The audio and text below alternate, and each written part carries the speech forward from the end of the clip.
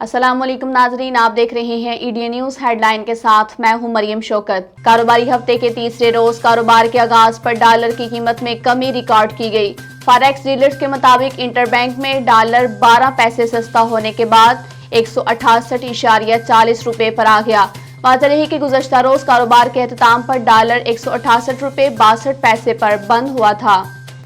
वफाकी वजीर तलीम शफकत महमूद का तकरीब से हिताब। उनका कहना था कि तलीम के मैदान में चैलेंजेस हैं, हमारा टारगेट यकसा तलीम निसाब है। ईडीएन न्यूज़ के मुताबिक वफाकी वजीर तलीम शफकत महमूद ने लीडरान इस्लामाबाद बिजनेस सिम से हिताब करते हुए कहा कि हमें मुल्क में जमहूरियत को मजबूत करना है। मईशत अगर चली गई तो लोगों को मुलाजमत और खुराक मिलेगी।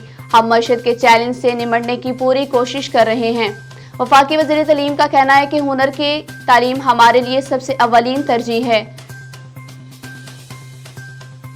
रिलिंकन फास्ट बॉलर धमिका प्रसाद ने पाकिस्तान क्रिकेट बोर्ड को श्रीलंका के रिटायर्ड क्रिकेट के साथ नुमाइशी मैच खेलने की पेशकश कर दी।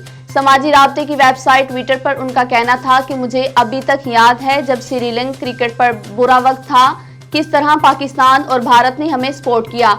हम श्रीलंका रिटायर्ड क्रिकेट पाकिस्तान आकर नुमाइशी मैच खेलने के लिए तैयार हैं। धमिका प्रसाद ने अपनी ट्वीट में पाकिस्तान क्रिकेट बोर्ड, कौमी क्रिकेट मोहम्मद हफीज, शुएब अख्तर, शाहिद अफरीदी और chairman Pakistan cricket board Ramiz Raja को टैग किया। पाकिस्तान क्रिकेट बोर्ड ने न्यूजीलैंड क्रिकेट बोर्ड की न्यूट्रल मकाम पर खेलने की पेशकश मुस्तरद कर दी। पाकिस्तान ने न्यूजीलैंड के खिलाफ आईसीसी में जाने का ऐलान कर दिया। 17 अक्टूबर से शुरू होने वाली टी20 वर्ल्ड कप से पहले पाकिस्तान और इंग्लैंड के दरमियान शेड्यूल 2 टी20 मैचेस के लिए इंग्लिश टीम के दौरा पाकिस्तान पर खतरात मंडलाने लगे। National command and operation centre NCOC ने कोरोना केसेस में कमी के पेश नजर एसओपीज के तहत नाफिज की गई पाबंदियां खत्म करने का फैसला कर लिया। मुल्क के अहम शहरों से कल इजाफी पाबंदियां खत्म कर दी जाएंगी। ईडीएन न्यूज के मुताबिक वफाकी वजीर और सरबराह एनसीओसी असद उमर की जेर सदारत इजलास हुआ, जिसमें मुल्क में कोरोना वायरस की मौजूदा सूरत हाल का जायजा लिया गया। इजलास में फैसला किया गया कि लाहौर, इस्लामाबाद, मुल्तान, सरगोदा, गुजरात और बन्नों में कल से इजाफी पाबंदियां खत्म कर दी जाएंगी।